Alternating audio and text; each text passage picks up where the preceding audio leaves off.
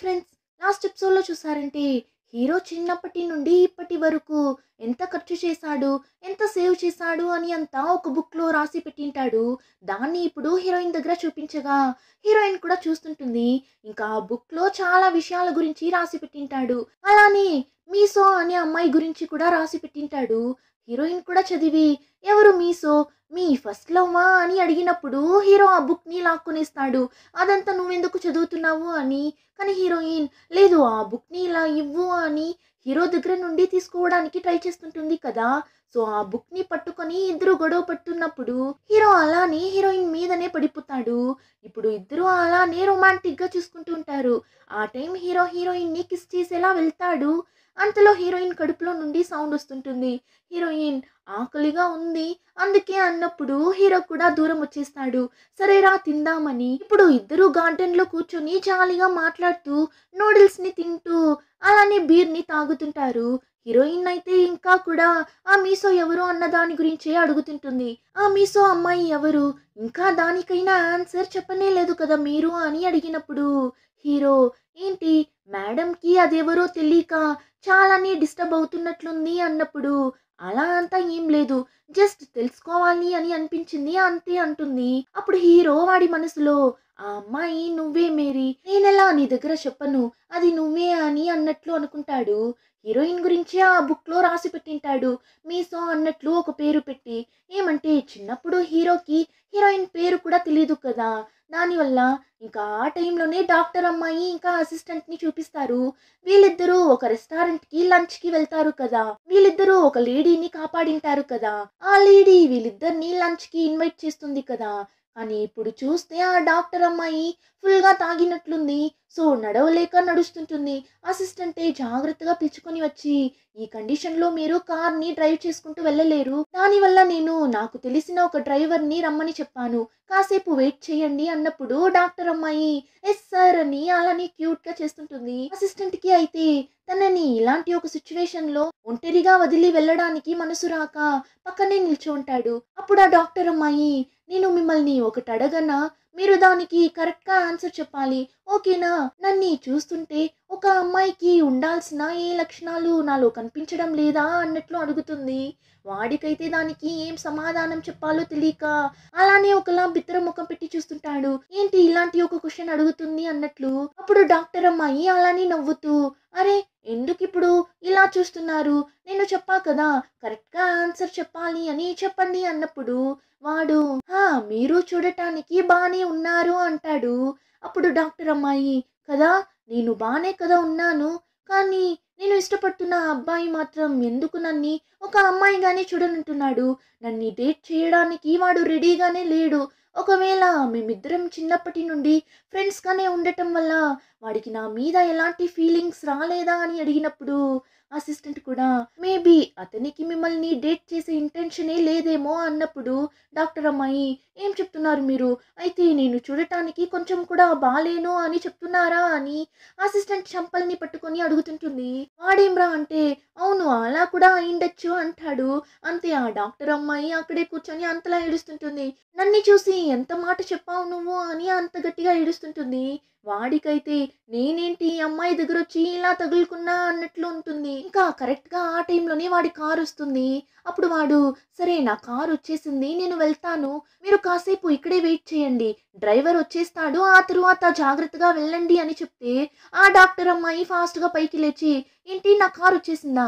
సరే నేను వెళ్తాను అని తన ఇష్టానికి వాడి కార్ దగ్గరకు వెళ్తుంటుంది. అసిస్టెంట్ అరుస్తుంటాడు. అది నా కార్ మీ కార్ కాదు ఆగండి అని. కానీ తను ఫుల్‌గా డ్రింక్ చేసి ఉండడం వల్ల తనకి మనం ఏం చేస్తున్నామని తెలియక ఇలా అంతా చేస్తుంటుంది. ఆ టైంలోనే ఆ డాక్టర్ అమ్మాయి కోసం ఈ అసిస్టెంట్ ఒక డ్రైవర్‌ని రమ్మని చెప్పింటాడు కదా! ఇప్పుడు ఆ డ్రైవర్ కాల్ చేసి "సారీ సార్ నేను ఇప్పుడు రాలేను. నేను ఒక ఎమర్జెన్సీలో ఉన్నా" అన్నట్లు చెప్పేస్తాడు. అసిస్టెంట్‌కి ఇప్పుడు ఇంత నైట్‌లో వేరొక డ్రైవర్ కోసం నేనెక్కడికి వెళ్ళేది అన్నట్లు నిల్చుంటాడు. కానీ ఈ డాక్టర్ అమ్మాయి ఏమో అసిస్టెంట్ కార్‌లో వెళ్లి కూర్చొనేస్తుంది. అసిస్టెంట్ కూడా వెళ్లి డాక్టర్ ఇది నా కార్ అని చెప్తాడు. కానీ తను తాగిన మత్తులో ఎమర్జెన్సీగా ఏమైనా కేస్ వస్తే వచ్చి లేపండి అని నర్స్ దగ్గర చెప్తున్నట్లు చెప్పి అలానే నిద్రపోతుంటుంది. అసిస్టెంట్‌కి అయితే ఏం చేయాలని తెలియడం లేదు. తన ఇంటి అడ్రెస్ కూడా తెలీదు. ఇంకా ఈ అసిస్టెంట్‌కి వేరే దారి లేక వాడి ఇంటికే పిలుచుకొని వెళ్తాడు. ఇంకా ఆ టైంలోనే హీరోయిన్ ఇంట్లో ఉన్న హీరోని చూపిస్తారు. బయట ఫుల్‌గా వర్షం పడుతుంటుంది. హీరోయిన్ చూసేసి ఏంటిది ఇలా వర్షం పడుతుంది. మీరేమో బీర్ తాగారు. ఇలాంటి టైంలో ఎలా డ్రైవ్ చేస్తారు? ఒక డ్రైవర్‌ని బుక్ చేయండి అంటుంది. హీరో కూడా బుక్ చేస్తాను అని చెప్పి ఇప్పుడేం చేస్తాడు? డ్రైవర్స్ అవైలబుల్‌లో ఉంటారు. కానీ వీడు అయ్యో! ఫుల్‌గా వర్షం పడుతుంది కదా! సో, ఒక్క డ్రైవర్ కూడా అవైలబుల్‌లో లేరు. ఇప్పుడేం చేసేదనే తెలియడం లేదు. అందుకని నేను ఇక్కడ స్టే చేస్తే బాగుంటుందా ఏంటి అని అలానే ఒక బిట్‌ని వేయగా హీరోయిన్ కూడా ఏం ఇక్కడ స్టే చేస్తే ఏంటి? ఈరోజు నైట్ ఇక్కడే మీరు స్టే చేయండి. ఇక్కడ ఇన్ని రూమ్స్ ఉంది కదా! ఏదో ఒక రూమ్‌లో నిద్రపోండి. చెప్పాలి అంటే ఇది మీ ఇల్లు కూడా కదా! అన్నట్లు చెప్పగా వాడు అలానే షాకింగ్‌గా ఏం చెప్పావు నువ్వు ఇప్పుడు అన్నప్పుడు హీరోయిన్ లేదు నేను అలా చెప్పడం లేదు. ఈ ఇల్లు విషయంలో మీరు నాకు చాలానే హెల్ప్ చేశారు కదా! అందుకే అలా చెప్పాను అంతే అంటుంది. హీరో కూడా సరే ఓకే అయితే నేను ఇక్కడే సోఫా మీదనే నిద్రపోతాను అంటాడు. అప్పుడు హీరోయిన్ చాలా రూమ్స్ ఉంది కదా! మరెందుకు ఇక్కడ సోఫా మీద నిద్రపోతారు? రూమ్‌లో వెళ్లి నిద్రపోండి అంటుంది. అయినా హీరో లేదు నాకు ఇక్కడే బాగుంది అని అక్కడే పనుకొని నిద్రపోతాడు. జస్ట్ హీరోయిన్ ఇంట్లో ఇలా నిద్రపోవడమే హీరోకి అంత ఖుషీగా ఉంటుంది. హీరోయిన్ లోపలికి వెళ్ళి వాడి కోసం బెడ్‌షీట్‌ని తీసుకొని వచ్చేలోపే హీరో నిద్రపోయుంటాడు.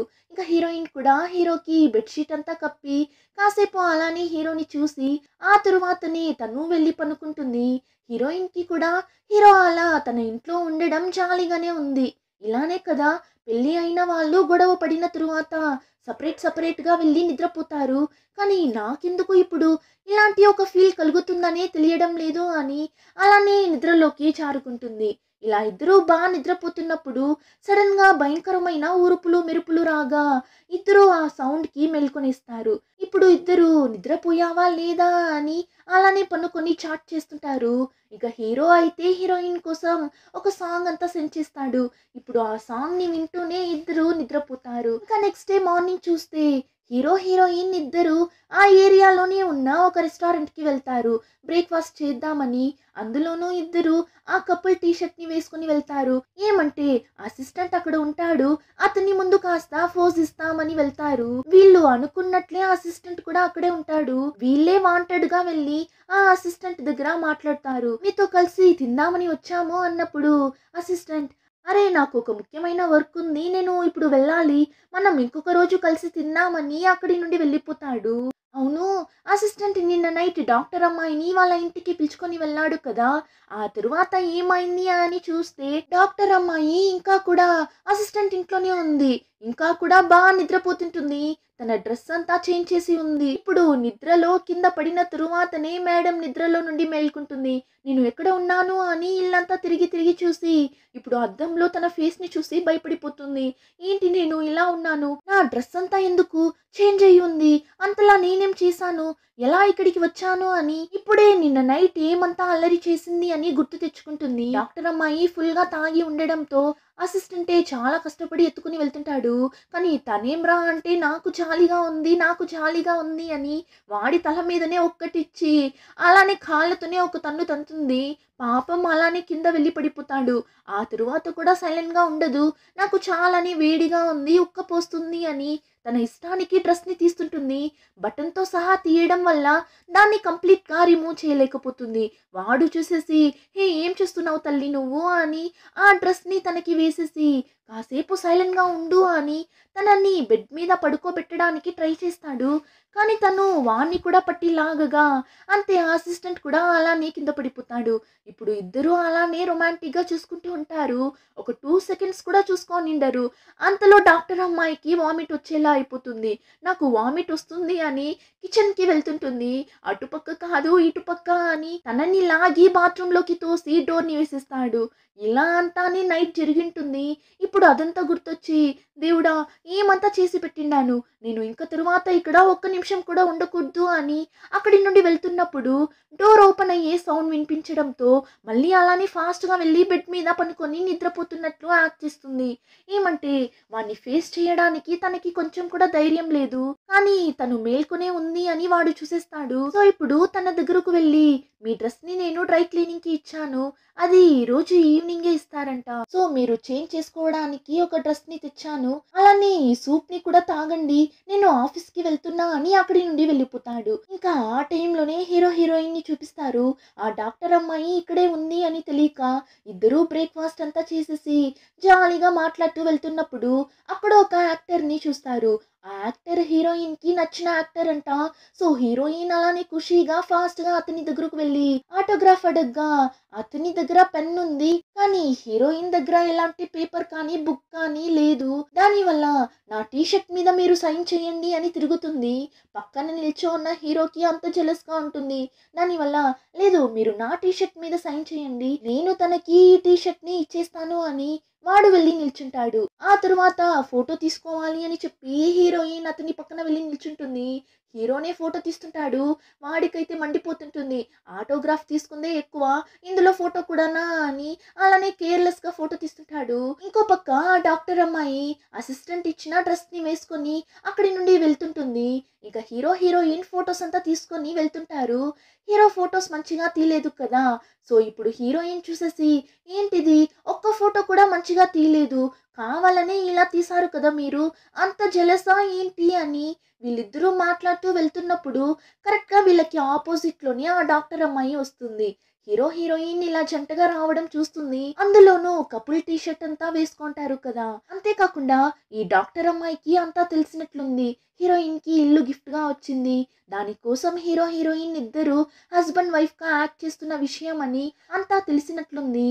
సో ఇప్పుడు హీరోని ఒంటరిగా పిలుచుకుని వెళ్ళి అంతలా అరుస్తుంది, నువ్వు ఏం చేస్తున్నావు అని నీకు అర్థమవుతుందా, ఇక్కడొచ్చి ఇలా యాక్ట్ చేస్తూ కూర్చోన్నావు, ఈ విషయం అంతా మీ అవ్వకి తెలిస్తే వాళ్ళు తట్టుకోగలరా, అంత పెద్ద కంపెనీకి నువ్వు త్వరలోనే చైర్మన్వి కాబోతున్నావు, అలా ఉన్నప్పుడు ఇంత పెద్ద ఫ్రాడ్ పనులంతా చేయొచ్చా, బయట తెలిస్తే ఎంత పెద్ద ప్రాబ్లం అవుతుంది అని అరిచినప్పుడు హీరో లేదు నువ్వు మరీ అంతలా ఆలోచించకు, అంతలో ఈ ప్రాబ్లం సాల్వ్ అయిపోతుంది అంటాడు. అప్పుడు హీరో అరే నువ్వు మరీ అంతలా ఆలోచించకు, త్వరలోనే ఈ ప్రాబ్లం అంతా సాల్వ్ అయిపోతుంది అంటాడు. ఏమైనా ప్రాక్టికల్ గా మాట్లాడుతున్నావా నువ్వు, అదెలా ప్రాబ్లం సాల్వ్ అవుతుంది, తను ఇల్లు విన్ అయింది అంటే అది తన ప్రాబ్లం, అందులో నువ్వెందుకు మరి ఇంతలా ఇన్వాల్వ్ అవుతున్నావు అని హీరోని అరుస్తుంటుంది. అదంతా హీరోయిన్ కూడా దూరంలో నుండి చూస్తూనే ఉంటుంది. ఏం మాట్లాడుతున్నారు అని అంతా వినిపించదు, కానీ హీరోని అనవసరంగా ఈ ప్రాబ్లంలో ఇరికించేసామా అన్నట్లు హీరోయిన్ కి ఫీల్ అవుతుంది. నెక్స్ట్ ఆ డాక్టర్ అమ్మాయి హీరో దగ్గర మాట్లాడేసిన తరువాత హీరోయిన్ ని కూడా మీట్ అయి మాట్లాడుతుంది, దయచేసి ఊజుని ఆ ఇల్లు విషయంలో ఇంక తరువాత ఇన్వాల్వ్ చెయ్యకండి, మీరిద్దరూ కలిసి ఇలా చేస్తున్నారు అని బయట తెలిసింది అంటే అంతే, ఆ తరువాత అందరూ ఊజు గురించి ఎలా అంతా మాట్లాడుతారు, ఒక కంపెనీకే ఓనర్ వాడు, అలా ఉన్నప్పుడు ఇలాంటి విషయాల్లో అంతా వాడు ఇన్వాల్వ్ అయి ఆ విషయం అందరికీ తెలిస్తే ఆ కంపెనీ వాళ్ళు అసలు ఊజు గురించి ఏమనుకుంటారు చెప్పండి అన్నప్పుడు హీరోయిన్ షాక్ అవుతుంది.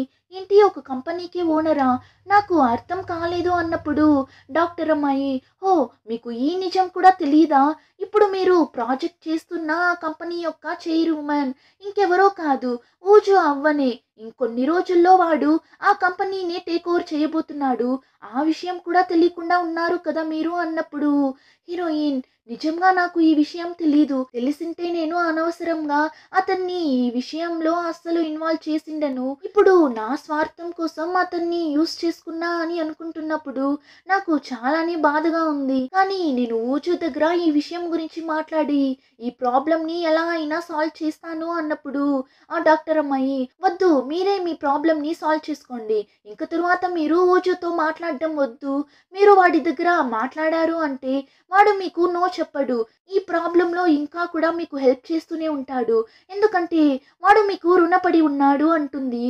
అప్పుడు హీరోయిన్ ఏంటి నాకు రుణపడి ఉన్నాడా, ఏం చెప్తున్నారు మీరు అన్నప్పుడు డాక్టర్ అమ్మాయి హీరో దగ్గర నిజం చెప్పకు అని చెప్పి ఇప్పుడు తినే నిజం అంతా చెప్పేస్తుంది. చిన్నప్పుడు జరిగిన ఆ విషయం గురించి అంతా చెప్పేస్తుంది.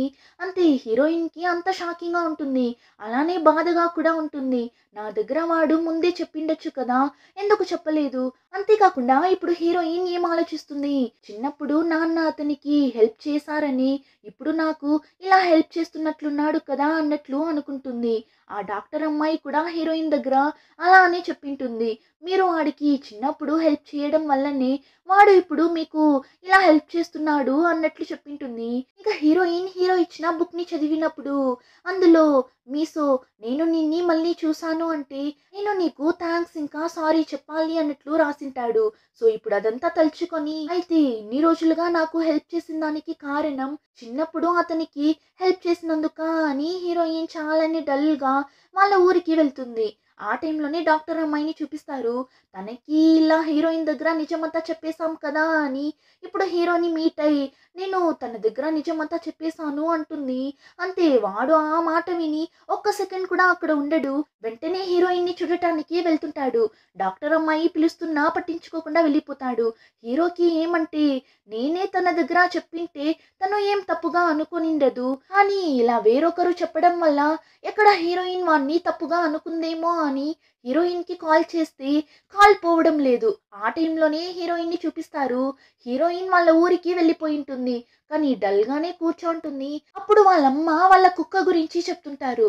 2 రోజులుగా మంచిగానే తినలేదు వీడు. ఇప్పుడు ఎలా తింటున్నాడని చూడు. పక్కింటి కుక్క వీడిని ఇష్టపడుతుంది అని అనుకున్నాడు. కానీ ఆ కుక్క వేరొక కుక్కతో తిరుగుతుంది. ఏం చేసేది? ఆ బాధలో వీడు 2 రోజులు మంచిగానే తినలేదు. ఇప్పుడొచ్చి తింటున్నాడు. అందుకే అలా తొందరపడి నమ్మకం పెట్టుకోవద్దు అనింది. ఎక్కడ విన్నాడు అన్నట్లు వాళ్ళమ్మ కుక్కకి చెప్తుంటే హీరోయిన్‌కి అదంతా తనకే చెప్తున్నట్లు ఫీల్ అవుతుంది. ఇప్పుడు వాళ్ళమ్మ దగ్గర వాడేం చేస్తాడు మా పాపం. నేను వాడిని వాకింగ్‌కి పిలుచుకొని వెళ్తాను అని ఇప్పుడు వాకింగ్‌కి వెళ్తూ కుక్క దగ్గర అంత ఈజీగా మన మనసుని వేరొకరికి ఇచ్చిండకూడదు. చూడు దానివల్ల ఇద్దరం ఎలా ఫీల్ అవుతున్నాము అని కుక్క దగ్గర మాట్లాడుతూ ఉన్నప్పుడు ఆ ప్లేస్‌కి హీరో వచ్చేస్తాడు. హీరోయిన్ కోసం వాళ్ళ ఊరికే వచ్చేసాడు. హీరోయిన్ అయితే షాక్ అయి చూస్తుంటుంది. అప్పుడు హీరో ఫోన్ చేస్తే లిఫ్ట్ చేయవా అని అడిగినప్పుడు లేదు ఫోన్ ఇంట్లోనే మర్చిపోయా అంటుంది. ఇప్పుడు కట్ చేస్తే ఇద్దరు ఊరి బయట ఒక ప్లేస్‌లో కూర్చుంటారు. అప్పుడు హీరో నేను నీకు ఎన్నిసార్లు కాల్ చేశాను. నువ్వు తనని మీట్ అయ్యావు అన్న విషయాన్ని ఎందుకు నా దగ్గర చెప్పలేదు అని అడిగినప్పుడు హీరోయిన్ లేదు చెప్దామని అనుకున్నా అన్నప్పుడు ఎప్పుడు నెక్స్ట్ ఇయరా? నువ్వెందుకు ఇంకా కూడా నా దగ్గర ఏం అడగటం లేదు? నా దగ్గర ఏమైనా అడగాలి అని ఉంటుంది కదా! మనసులో ఏం దాచుకోకుండా అడుగు అన్నప్పుడు హీరోయిన్ కూడా నేను చిన్నప్పుడు నీకు ఇచ్చిన బొమ్మని ఇంకా నువ్వు పెట్టుకున్నావా అని అడుగుతుంది. వాడు హా! దాన్ని నేను జాగ్రత్తగా పెట్టుకున్నా. మేరీ నా దగ్గర నువ్వు ఇంకేం అడగవా అని మళ్ళీ అడుగుతాడు. ఏమంటే చిన్నప్పుడు హీరోకి హెల్ప్ చేయడానికి వెళ్ళే కదా హీరోయిన్ నాన్న చనిపోయాడు. దానివల్ల హీరోయిన్ వాడి మీద కోపంగా ఉందేమో అని ఇలా అడుగుతుంటాడు. ఇప్పుడు హీరోయిన్ కూడా నువ్వు దేని గురించి ఇలా అడుగుతున్నావు అని నాకు అర్థమవుతుంది. మా నాన్న చనిపోవడం ఒక యాక్సిడెంటల్‌గా జరిగిన విషయం.